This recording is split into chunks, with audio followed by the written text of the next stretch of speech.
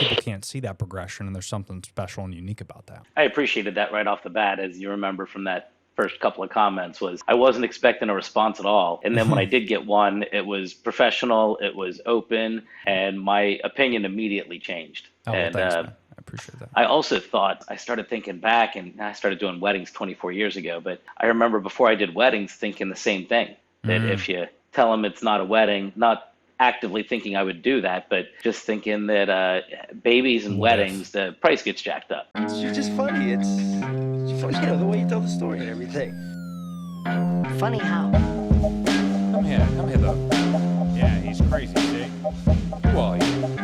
We interrupt this program to bring you a special report. Hey, first, man, thanks for hopping on, dude. This is cool of you to come on. I know it takes not a lot of people do it anyway. I mean, I probably, I don't know, I would say I'm at like 200 episodes of the podcast.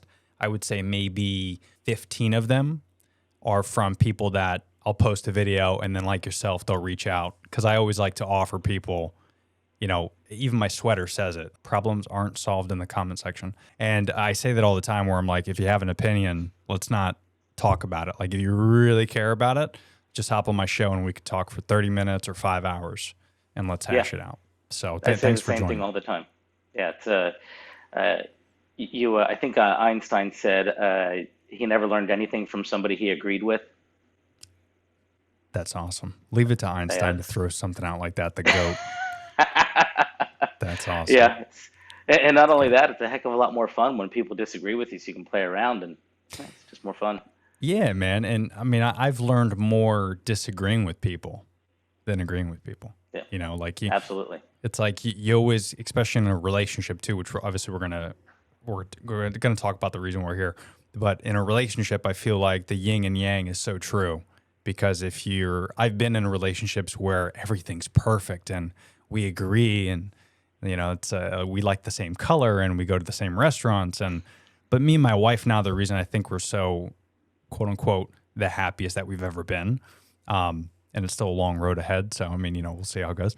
But for right now, it's pretty good, because I think we bring out each other's best qualities, but we also, you know, are honest enough to point out our weaknesses, and we work on that together. And disagreeing and finding a common ground in things, I think, is important. So Yeah, absolutely.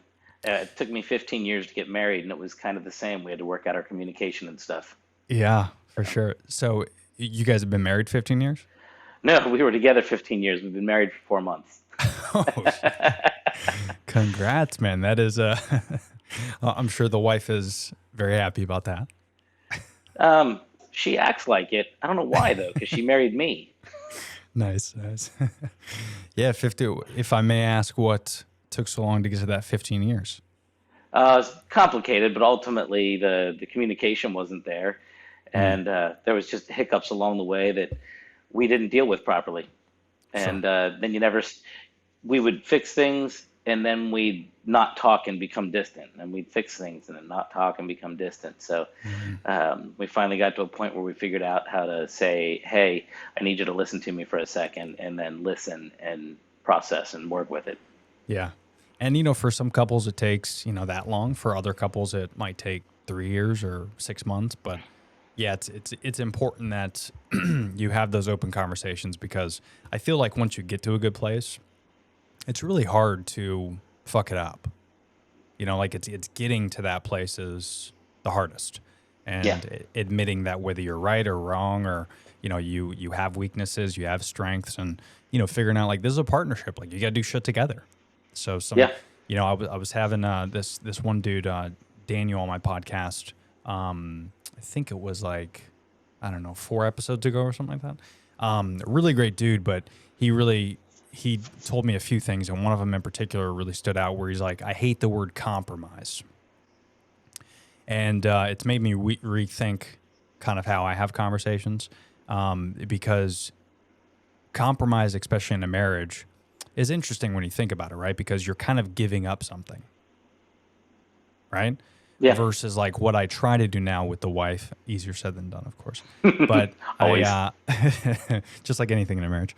But we don't really try to compromise so much. We try to for example, like this is a very minuscule example, but let's say if I really like Italian food and she really likes Chinese, instead of, compromising and trying to figure out, well, let's go to something besides one of those two places, let's find a middle ground, that type of thing.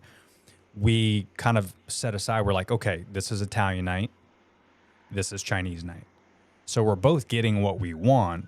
It's just not the day we want, but we coordinate certain times to make sure we're both happy instead of compromising.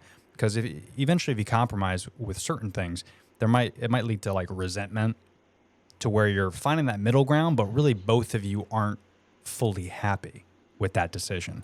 It's almost like you're just making that decision to make the other one happy, which isn't necessarily the best thing in most cases. No. So, No. and that takes a long time to figure that type of shit out. And every couple is different, of course. So therein lies the craziness. And Yeah, you another also- thing that kind. Oh, Go ahead. That's why I hate doing these things virtually, The man. lag. Like usually I do them in person, but the lag with.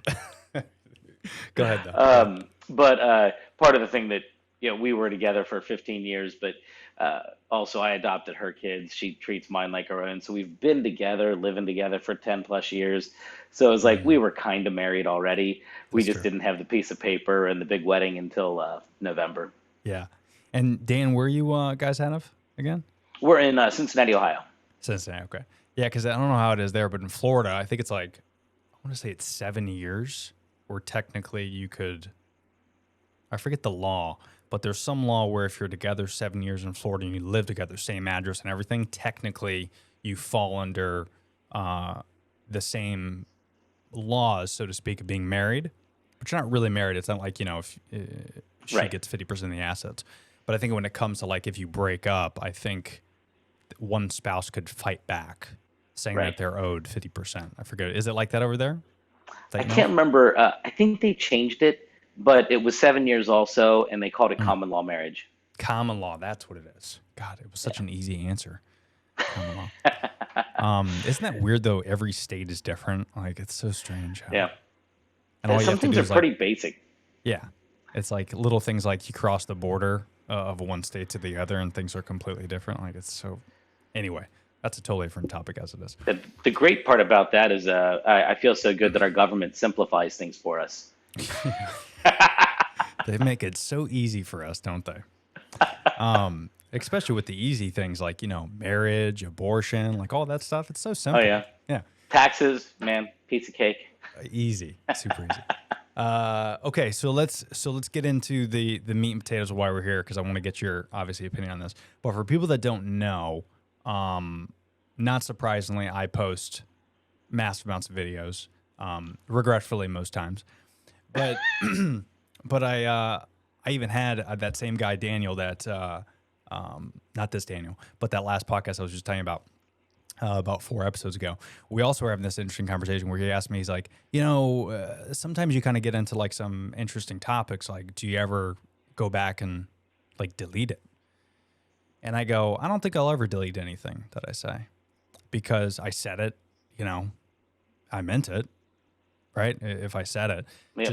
just because, it's rubbing someone the wrong way doesn't mean it's necessarily right or wrong. It just means that's what I said and they disagree with it, and that's okay. But I feel like, again, we go back to if you delete something or if you go back and, retract something that's totally different. But if you physically delete it and pull it out of the universe, you're saying, I didn't believe that at that time, which is incorrect because you did believe it at that time. And I think if we keep all the bullshit that we said in the past out in the open, it shows our progression and our growth.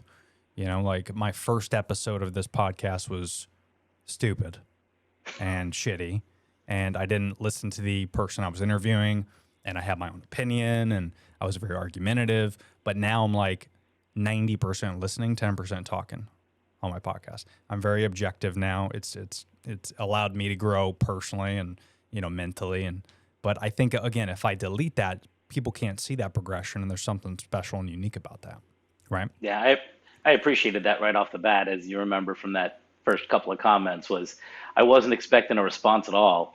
And then when I did get one, it was professional, it was open, and my opinion immediately changed. Oh, And well, thanks, man. I appreciate that. I also thought not until after we had already decided to do this together, was I started thinking back, and I started doing weddings 24 years ago. But I remember before I did weddings thinking the same thing, that if you tell them it's not a wedding, not actively thinking I would do that, but just thinking that babies and What if? weddings, the price gets jacked up. That's right. And babies That's is right. probably pretty accurate on that because there's no like prime day like a Saturday like there is with weddings, That's right. but nonetheless, yeah. Yeah, and for people that don't know, I mean, I'm gonna put the clip in here, but here's the audio, so that way people can kind of get context of this. So Sure. You should share this with them because this is going to save them a lot of money. So I've been married for years, happily. Wife? I do want to share one big tip that is going to save you a ton of money. When you're looking at venues, when you're calling restaurants for catering, when you're meeting with photographers, don't tell them it's a wedding. Just don't tell them it's your wedding day. Say it's a charity event. They don't have to know what it is. That's all. And you'll get like 75% off because that's normal rate. You'll just get charged the normal rate. You won't get charged an inflated, ridiculous, astronomical amount just because it's a day that two people are getting married. It is just another day. And a lot of companies take advantage of that. In fact, all companies take advantage of that.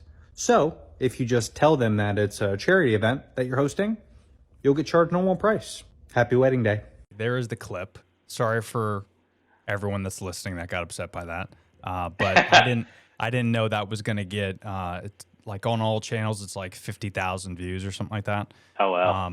And Isn't that the idea? Huh? Isn't that the idea? I mean, I don't know. I wish I could say I think about that stuff. I don't know. Like even today I posted something, or yesterday rather, I posted something on TikTok. I was just working out and I had something in my head of like what I wanted to say because everyone's bitching about how they don't have time to work out and stuff like that. And I was like, really, it takes 30 minutes a couple times a week. And if you just don't watch a show on Netflix that day, or just watch 30 minutes less, then you could find the time to work out. So anyway, I had that idea and I was like, I'm just going to post this. And I just posted it and just talked about it. And that did really well as well. But I don't think about things. Sometimes I just post.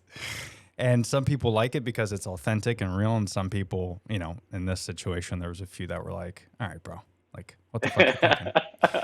So, and Daniel here was one of them, but I'm excited to kind of get your opinion on it. Because again, let me let you know kind of where I was at, and then I want you to introduce yourself, and you can tell people what you do and all that stuff. But like where my head is at in this whole thing, and you know, like I mentioned, I'm married. We got married back in 2018. Sorry, 2018 we got married, and we didn't have the money. So we told ourselves, we said, listen, you know, let's find a cool venue that is affordable for us, where we could take care of it, and we don't have to, you know, put all that stress on our family to pay for it. And again, there's nothing wrong with that. It's tradition, so that's okay. But for us, we just weren't in a situation like a lot of people that couldn't do it. So we found a really cool venue that's near where our first date was. In fact, it's right across the street. And it was like this cool, I don't know if you're familiar with Orlando, but there's a place, Winter Park. And it's a very high-end kind of rustic style. It was an old train station that was gutted out. So they usually use it for like Saturdays for like farmers markets and stuff. And we reached out to them. We said, hey, if we just have like a party here, what would it cost to rent the venue? And she's like, what type of party? And it's like, we don't know yet. It's probably going to be like, you know, a big celebration, just getting a bunch of people together for like a reunion. Oh, okay, cool. Well, here's the rate. It's 4 walls. Nothing's included. So like we have to BYOB everything. Chairs, decorations. I mean, literally it's just the 4 walls you're renting, right? And I think out the door it was like $8,000. And, you know, the venue was beautiful. You know, it was brick walls inside, and we just brought our own decorations literally from like our house, because my wife is very like chic style. So, you know, like the Mr. and Mrs. wood sign, we made that. And we just, you know, created all the trendy crap that, you know, went on back in 2018 that kind of died out, that farmhouse stuff. But we pretty much brought everything, and we had our friends and family help us set up everything. And we ordered this place, Gringos Locos. Shout out Gringos Locos in Orlando. But as a food truck company, They brought the food truck, and we just had people, grab food. And, again, that was like our style, right? So that's not for everybody. But my photographer friend, she came in, and obviously she knew it was a wedding. So, I took care of her, and she gave me just a discount rate because, we're friends. But as we mentioned, going back and forth, I don't think you should say to a photographer, hey, it's an anniversary party or it's a reunion or whatever. And then when they show up, you're in a white dress and suit. Like that's the problem with doing a quick video like that is the context. When you go on these rants, it kind of gets blown out of proportion a little bit. Yeah. But I mean, ultimately, I think the big thing that couples need to understand is you don't necessarily have to do unless you want to. You don't have to do the church. You don't have to do the big venue. You don't have to do the garter toss and the bouquet toss and the official wedding cake. And you don't have to do all the traditions that are set in place for us right now. And that's kind of what I was getting across, because if you ask anybody that went to our wedding, and people listening to this would probably appreciate this, is out of the, 15 weddings I've been to in my life, maybe 20, most of them were in a church and had the reception and the garter toss and all the traditional stuff, and it was great. But the biggest complaint you get from people at weddings, if you ask your friends right now, if you line up 100 people and ask your friends, what's the biggest issue? Well, we just didn't have a lot of time to dance. It wasn't really a party. Right? Because everyone's stuck in these little traditions that cost money and that waste a lot of time, which takes away from what's really important. And what's the most important thing at a wedding day is it's the couple. It's celebrating love. And that's the issue I have with the industry as a whole, as it continues to get more and more complex. And it's beautiful. I mean, there's a lot that's involved in it. I wish I had the ability to experience all that type of stuff. But I also think looking back now, that our wedding was the best party that I've been to. And I think a lot of people would agree with that because we didn't do the traditional stuff. And again, that's not for everybody. I'm not saying that we should. But just the fact that a lot of companies take advantage of this beautiful day and they end up charging an arm and a leg for it.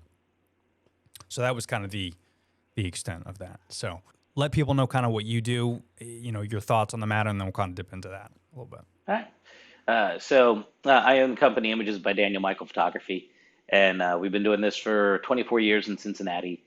We're in the Reading Bridal District, which is the largest bridal district in North America, which doesn't really impact the photography so much, but it's kind of a cool spot. So my thoughts were, I agree 100% on the time part. My experience with it is typically with the photography side, and they want to go do fake sparkler exits and things like that. And I'm like, don't do that.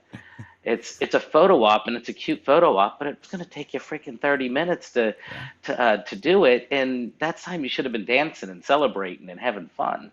I'm like, get stuff done and get out. Don't go around to all the tables. I like one of the TikTok things that's been out there is everybody runs to the couple will run to each table during one song and get a photo. I'm like, that's a great idea. Yeah, we did that at our wedding. It got me to every table. It took about 4.5 minutes, and we got a photo with every group there.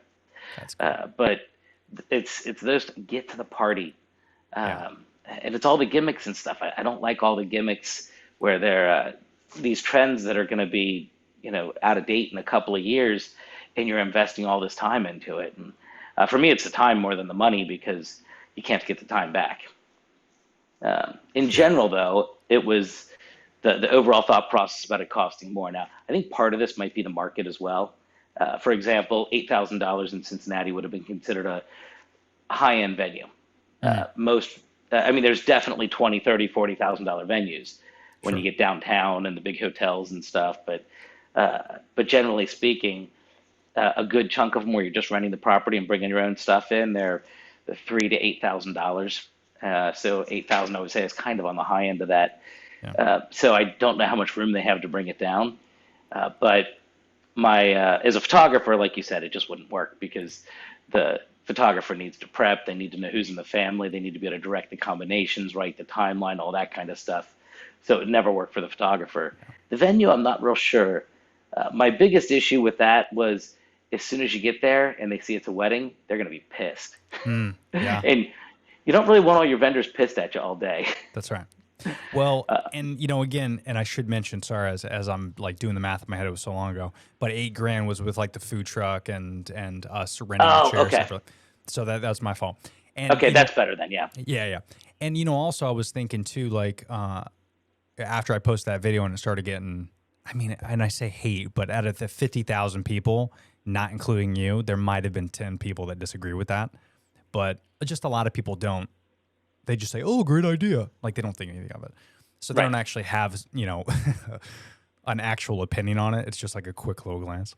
But like for people that yourself that are in the industry, you nailed it 100% where you can't really get away with that type of stuff.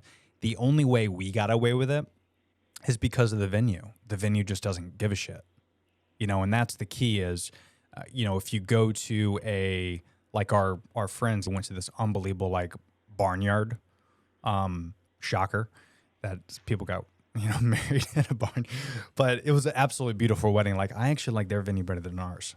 It probably cost them a lot more money from what they told us, because they were at our wedding as well, and that's a wedding venue. Like you cannot go for a baby shower to that venue, like they because they have a separate farmhouse, one for the groom, one for the bride, and that's included with the rental.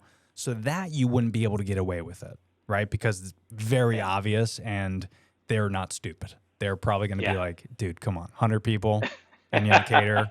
This is a wedding, isn't it? Yeah. So but again, that's important to them. And if they had the option, they could rent a place that has 4 walls and you just decorate it. And, that's the thing with venues is you have to, I just don't think people understand that it could be a la carte if you want. It could be very specific to your needs, but we're so like just infatuated with the idea of a wedding and the glamour that goes into it.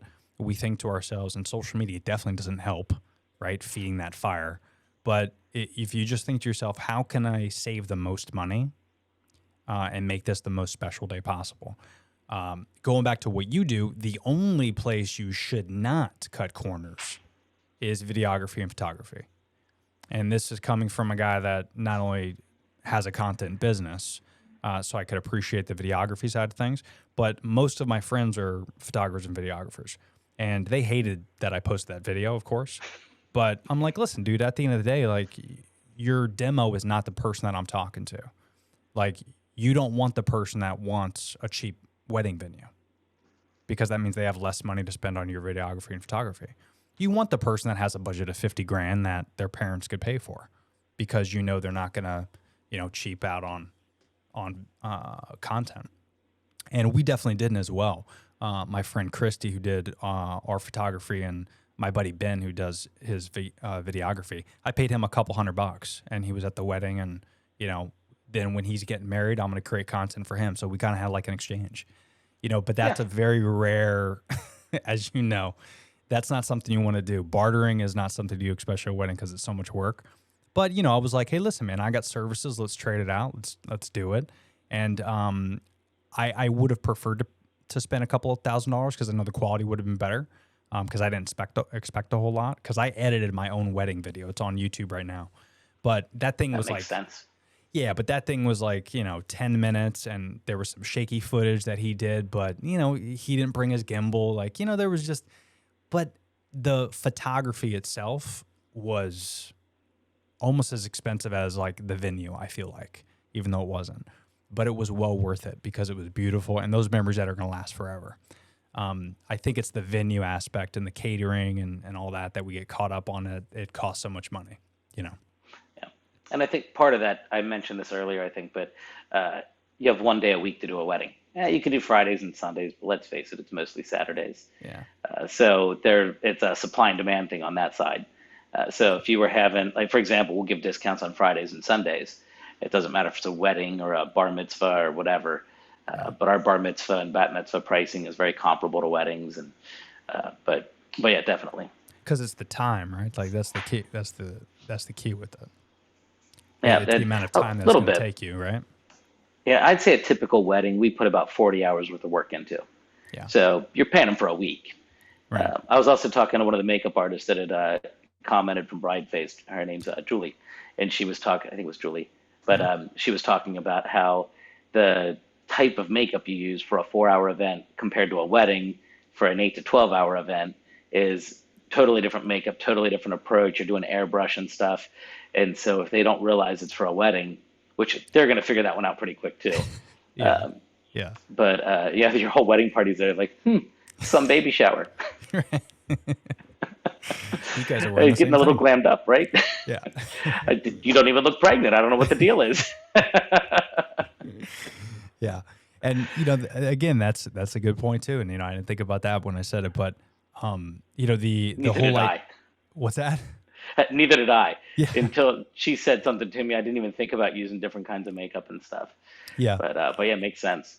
And again, this is, I probably should have mentioned, maybe I'll do a second video on this, but maybe it's just me being a gypsy. I mean, I don't know. I like to reallocate a lot of spends to different things. And, when we did our makeup, shout out April and Nova of Crossbreed, but they're really good friends of ours. And she did hair, makeup, and all that. And she did everyone's at the bridal party. So she knew it was a wedding, but Right. she charged us the same rate because we chose not to do the wedding makeup. It was, Okay. right? So it was normal makeup that she would normally do. And she didn't spend 5 hours on the bride, right? Because my wife decided a long time that she's going to do makeup for an hour. And then, her wedding party is going to do the makeup and all the hair and all that. It's going to be a fun, not 10-hour event that's going to stress her out. But again, some brides want to do the wedding makeup and, the spray tan and all that stuff. And she just decided not to do that. And, again, that's where I think it's the conversation I was having in my head when I did that video. I'm probably a different level of human. I'm not, if someone said, "Hey, Tony, I got a great idea for your wedding," and they pitch me what I knew it was going to be, I would have said no. It's just not, it's just not that important to me. And I've seen the full gamut of, I have a $500 wedding or photographer budget. I have some people say, "We just can't afford you. You're too expensive. We're on a budget." And I'm like, "All right, that's cool." And then somebody else says, "We're on a budget." And I'm like, "Well, what's your budget?" $4,000. Okay, well, so we're all on a budget. Right. It's just a matter of what it is. What's the amount exactly? And, And there's lots of ways to get around it. And that's exactly what I was going to say. There's so many different ways that a photographer and videographer can help you. And a lot of it's, maybe it's per hour. Same thing with a makeup artist is, usually they would give you quotes. And that's what I've realized when we were doing some shopping around and stuff is when we would tell them it's for a wedding, there was only like one quote. It wasn't like, well, what if we decide to cut out the engagement photos and maybe you're only there for 30 minutes so instead of, 500 pictures, maybe only give us like 50 pictures. No, we don't do that. Okay, I get it. And then eventually I'm like, all right, I'm going to start asking some friends. And that's where we went that friend round. So I think there's a lot of people, unlike yourself, where it sounds like you guys are, you work around budgets. It's like community first. There's a lot of companies that aren't like that. A lot of companies are wham, bam, thank you, ma'am.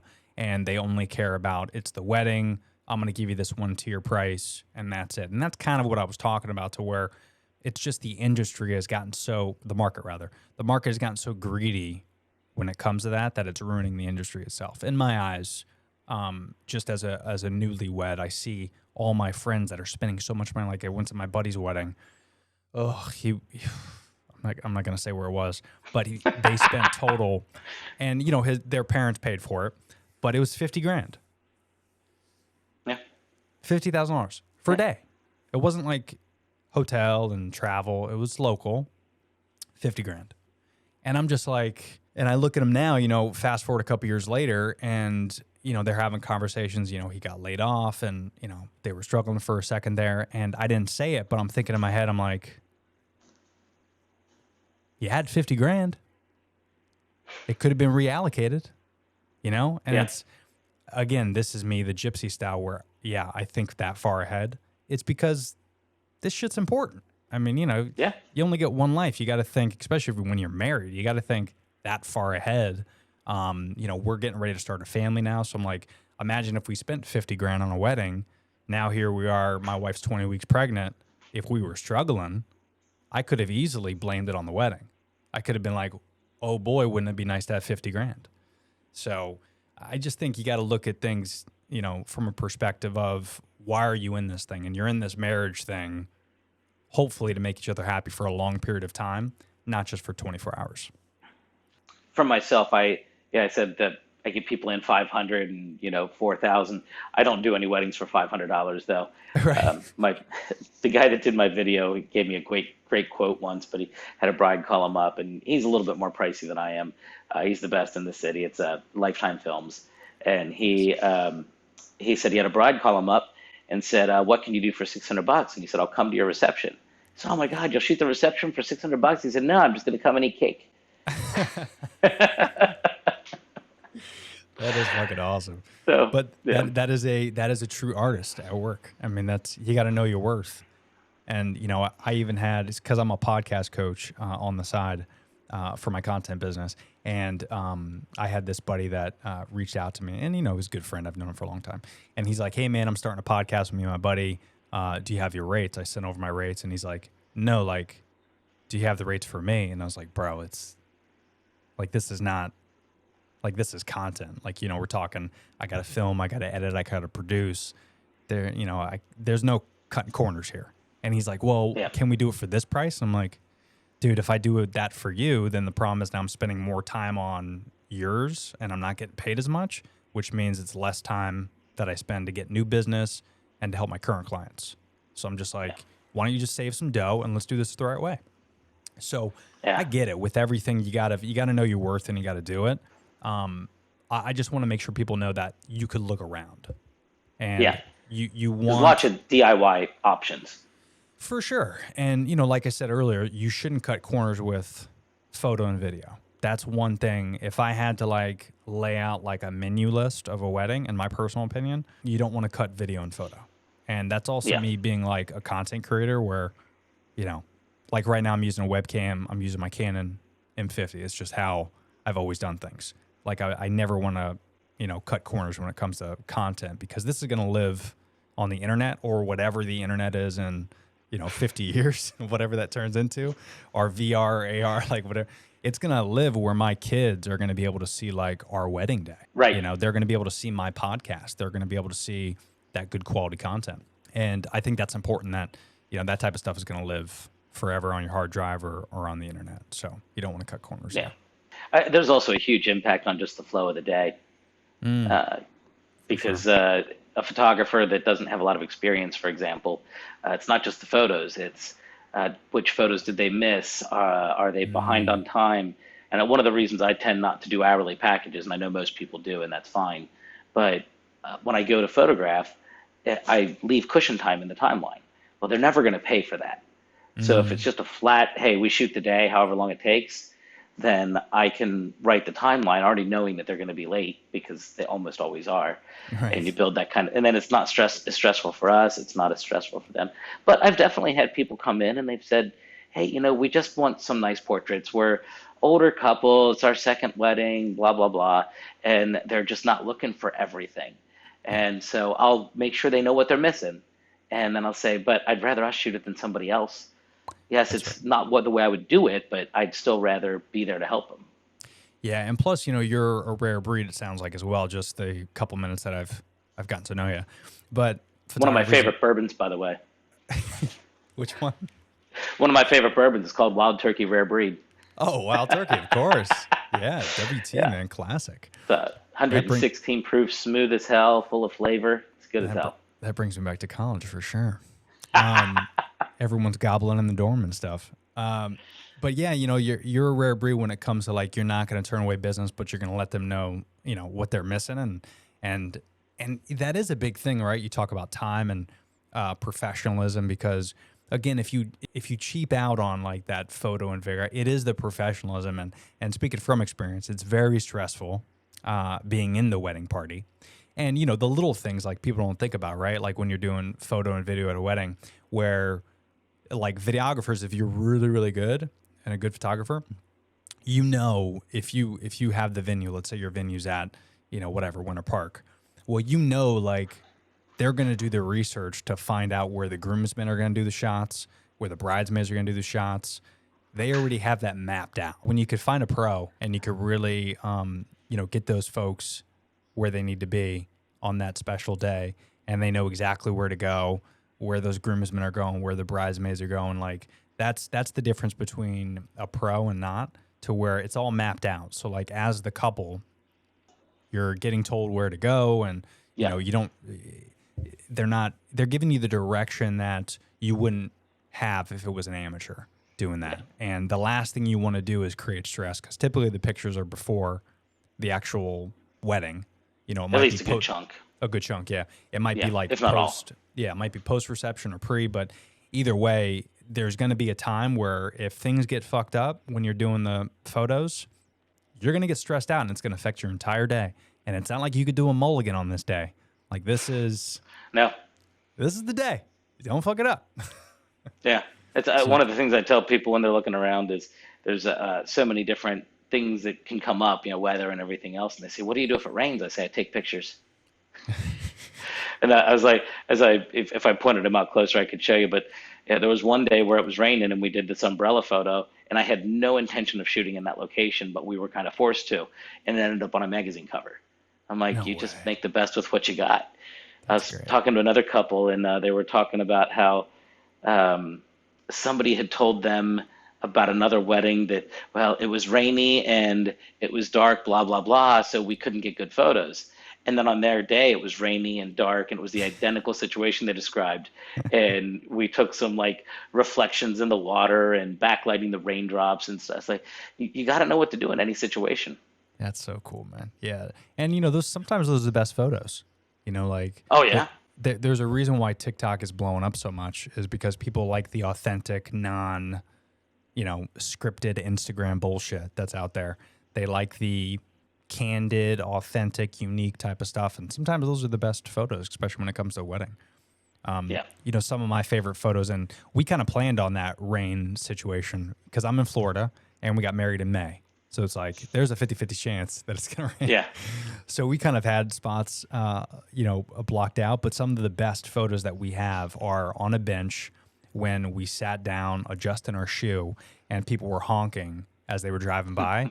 And just the stuff that we would, just how we looked when we were laughing and pointing at the cars, and, me and my wife just candidly not scripting it, just both looking at the cars and smiling and laughing. That's it's one of our favorite photos. And, it wasn't scripted and we weren't told. And sometimes those are the best, the candid ones. Yeah. It's all about capturing memories. When you ask about wedding photography, they say, it's capturing memories. So, but then they put all their focus on the artistic side. And some of the stuff I'm seeing now, all the trends. So film's coming back pretty hard. It hasn't really hit Cincinnati yet, but I think they're calling it docu-style. And they're taking blurry photos on purpose. No, I'm not familiar with this. Walk me through that. So they just blurry, just the entire photo's blurry, because I don't know what they're trying to mimic, but it was bad photography 20 years ago. It's still bad photography. And they do the same thing with some, light and bright, dark and moody. It's just bad exposure. Just boggles my mind. If they come in here and ask me for it, I'll say, you don't want that, because in 2 years when it's no longer a trend, you're going to say, what in the fuck were we thinking? That's right. Because they're blurry photos. That has never been good. No. And so I try to get away from some of that and focus more on classic and capturing candids and stuff. Yeah, because that's not a trend that's going to go away anytime soon. Like Quality never goes out of style. That's correct. Yeah. And in fact, it gets even better, I think, over the years, because if you can maintain that substance of what creating that memories could be, and then you couple that with like the level of tech that's coming out and your ability to capture those moments, it's just, it's fascinating. It's like even for a phone, like an iPhone, and the portrait mode and cinematic mode and all that. I love how when people get the brand new phone and then they go on TikTok and use like a filter. I'm like, what? What are you doing using the filter? Like, the phone is fantastic. You don't need to add these weird filters. Like, what are you doing? Unless that's your cup of tea and you're trying to make a funny video. But when people try to up the content with filters, I find it hysterical, because I'm like, just learn the device. Like if you got a Canon or a Sony, like whatever your jam is, like you don't need to hop on these trends to underexpose your photos. Just learn Right. about aperture and and Yeah, f-stops and get it right. You know what I mean? Like, right, just basic photography technique yeah. is lost. The technology's gotten so good that they feel like they can just take a bunch of photos and then do all their stylizing on editing. As Yeah. like my pitch is basically, if you stylize the photo on the computer, you're a graphic designer. If you stylize the photo in your camera, you're a photographer. So Ooh, mic got to drop. use your lights. Mic It's pretty drop. effective. Yeah, I love that. Well, before I let you go, time's flying by. So I wanted to read these because I thought this was fascinating. Wedding industry statistics show that the overall revenue of the wedding market has reached almost $58 billion. This is last year in 2022. The United States of America accounts for 25% of all weddings around the world. 50% of the engaged people in the UK said that spending in a budget was the biggest challenge for a marriage. And that is via enterpriseappstoday.com. So I thought that was interesting because it is a big expense. And, you know, I think we mentioned this on the Messenger app. We were kind of talking about there's 4 common reasons why people get divorced. But in order, this is interesting. Number 1 is lack of commitment and or affairs. Okay, I get it. Number 2, financial disagreements. Number 3, too much conflict and arguing. Number 4, lack of physical intimacy. So all of us, if you're married, you can understand that. You could appreciate that type of stuff. But financial disagreements, I thought it was number 1, but it's actually number 2, which kind of makes sense now that I think about it. But finances to me is the most stressful thing when it comes to a marriage. And whether it's lack of communication on that end, or if it's something like if you do spend a lot of money up front that you don't have, credit cards, what have you, whether that's the day you get engaged all the way leading up to, you know, what you're doing on a daily basis. If you're not financially independent and you each don't have your independence on that aspect, down the road, whether it's a year or 10 years, there's going to be a lot of resentment. There's going to be a lot of arguing. Just finances is a big burden, which is why I'm so passionate about this topic in particular, where you don't want that financial stress on day one, right? And, Yeah. you know, if you start your marriage that way, you're going to have some problems. So I'd love to get your opinion on kind of where the industry is, because obviously 58 billion worldwide, that's a sexy pot to be in. Number The first one, thing is I need a bigger cut of it. yeah. Where the hell's Daniel's money? I'll make sure I'll send an email to enterpriseappstoday.com for you. Yeah. Cincinnati is a very unique market because it's a smaller city. I mean, it's got a big suburb area, but it's a smaller city, but it's a huge wedding market. And it's basically because people that are born in Cincinnati don't move out. So they typically have 200-person weddings, 150-person weddings. And so, but also cost of living here is pretty low. So you can do a 150, 200-person wedding without spending $150,000 or something ridiculous.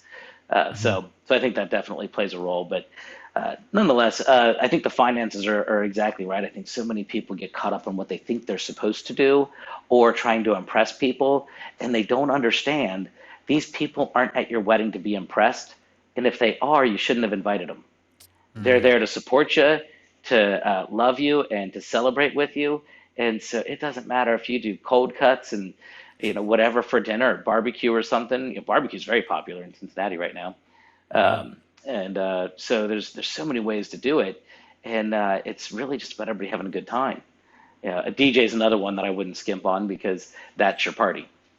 That's right. And that's certainly a big part. So, but as far as the market itself, definitely the wedding industry is ridiculously huge, and I guess obviously it gives me a job, and it's just part of the economy, so I don't think too much of it. But yeah, absolutely.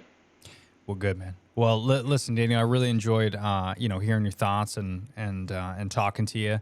And, listen, I think the industry itself is going to continue to grow.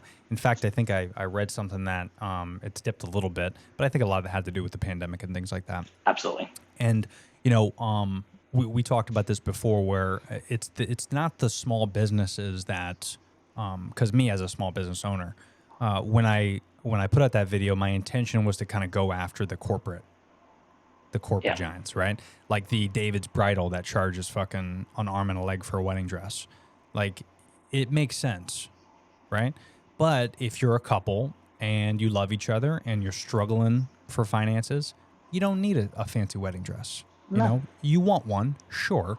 We want a lot of things, but you don't need it. And I think if people could really dissect their day and, like we talked about, don't make the cuts on content, DJing, things like that. But if you need to make cuts on other stuff, just understand, don't listen to anyone else. Don't listen to what the market says you should spend on, or the average cost of a wedding, or what your friends do, or even what your parents want you to do. Because as long as you love each other and have a good time, that's what the wedding day is about. Yeah. And that's the key. You just got to set up your day to make that success. In fact, that's very similar to something I say a lot also, which is if you have the best day of your lives and I just capture it, you're going to love your photos. It's not hard. Yeah. I didn't reinvent the wheel there. Pretty straightforward. And just don't hop on those stupid TikTok trends too. But Daniel, listen, man. Again, thanks for hopping on, man, and let people know where they could find you. I'll leave for everyone just listening, not watching. I'll put this on YouTube too, but I'll leave Daniel's information, his website, and all that in the episode notes below. But Daniel, if you can give your company a shout out, where can people find you? All that jazz. Yeah, it's Images by Daniel Michael Photography. If you Google it, it's not hard to find. We're on most of the social media platforms, and we're in the heart of the Reading Brado district here in Cincinnati, and we're here about 5 or 6 days a week, so it's pretty easy to get a hold of us. And dude, Cincinnati sounds like an awesome place. Florida's very different than Cincinnati. Cincinnati sounds like a homey community. Yeah. It's a little bigger than that. Is it? Ironically, a lot of people from Cincinnati are down in Florida, around Destin, Punta Gorda, places like that, because Oh yeah. it's like there's a flight from Cincinnati to Punta Gorda, and it's typically like $50 to $75 Oh, because man, that's a they're steal. constantly going. Yeah. And my buddy has a couple of places down there, so we swing down periodically. Yeah, man. Florida's a good time. Well, the weather too is, Yeah, like except for the summer. right. Yeah, I'll pass on that. Yeah, as long as you could figure out like how to get here only during the winter, and you're fine. Yeah. You're in the game. Yeah. Exactly. But Daniel, thanks again, man, for hopping on, and I'll reach out to you after this too. We'll chat some more. All right. Awesome. Sounds good. I appreciate it. Thanks, buddy. Oh, hey there.